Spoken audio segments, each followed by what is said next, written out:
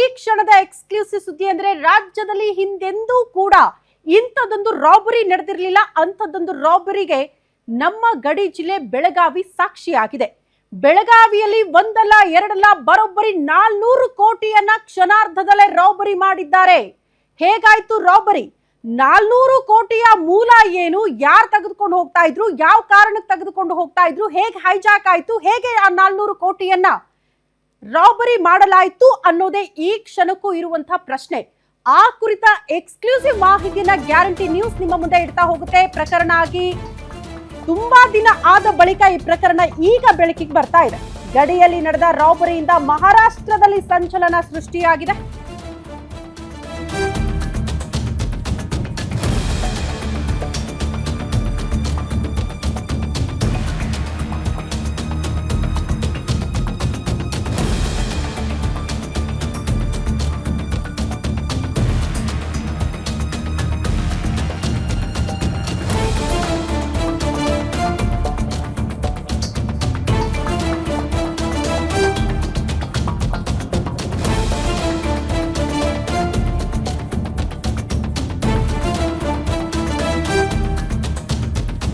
ಬೆಳಗಾವಿ ಗಡಿಯಲ್ಲೇ ನಡೆದು ಹೋಗಿದೆ ಅತಿ ದೊಡ್ಡ ರಾಬರಿ. ಗಡಿಯಲ್ಲಿ ನಡೆದ ರಾಬರಿಯಿಂದ ಮಹಾರಾಷ್ಟ್ರದಲ್ಲೂ ಕೂಡ ಸಂಚಲನ. ಪಕ್ಕಾ ಸಿನಿಮಾ ಸ್ಟೈಲ್ ಅಲ್ಲಿ ಕೋಟಿ ಕೋಟಿ ಇದ್ದ ಕಂಟೈನರ್ ಅನ್ನ ಹೈಜಾಕ್ ಮಾಡಿದ್ದಾರೆ ಕದಿಮರು. ಕಂಟೈನರ್ ನಲ್ಲಿ ಸಾಗಾಟ ಮಾಡ್ತಿದ್ದ 400 ಕೋಟಿ ಕ್ಷಣಾರ್ಧದಲ್ಲೇ ಗಾಯಬಾಗಿದೆ. 400 ಕೋಟಿ ಹಣ ಹೊತ್ತೊಯ್ಯುತ್ತಿದ್ದ 2 ಕಂಟೈನರ್ಗಳು. ಖಾನಾಪುರ ತಾಲೂಕಿನ ಚೊರ್ಲಾ ಘಾಟ್ನಲ್ಲಿ ಈ ಘಟನೆ ಆಗಿದೆ. 2025 ಅಕ್ಟೋಬರ್ 16ಕ್ಕೆ ನಡೆದಿರುವಂತಹ ರಾಬರಿ ಕೇಸ್ ತಡವಾಗಿ ಬೆಳಕಿಗೆ ಬಂದಿದೆ. ಕರ್ನಾಟಕ, ಮಹಾರಾಷ್ಟ್ರ, ಗೋವಾ ಪೊಲೀಸರಿಂದ ಕಂಟೈನರ್ಗಾಗಿ ಸದ್ಯ ತಲಾಶಾಗ್ತಾ ಇದೆ.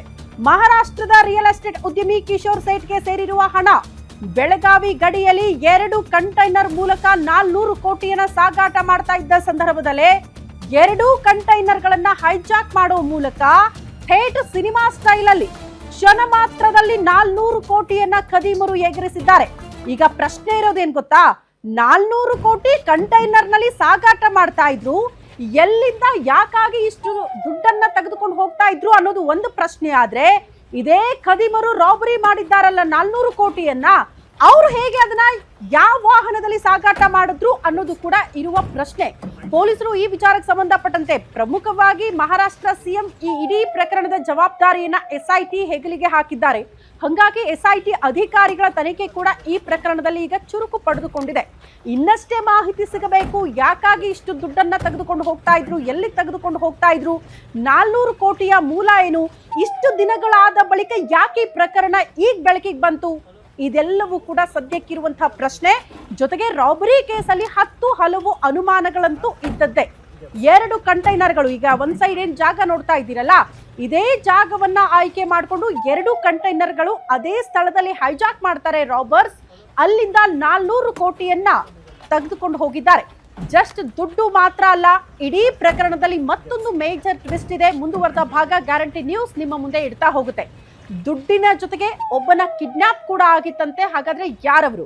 ಆ ದುಡ್ಡಿಗೂ ಆ ವ್ಯಕ್ತಿಗೂ ಇರುವಂತಹ ಸಂಬಂಧ ಏನು? ಯಾಕಾಗಿ ಆತನ ಕಿಡ್ನಾಪ್ ಆಯ್ತು? ಈ ಎಲ್ಲಾ ವಿಚಾರಕ್ಕೆ ಸಂಬಂಧಪಟ್ಟಂತೆ ಎಕ್ಸ್ಕ್ಲೂಸಿವ್ ಮಾಹಿತಿಯನ್ನ ಗ್ಯಾರಂಟಿ ನ್ಯೂಸ್ ನಿಮ್ಮ ಮುಂದೆ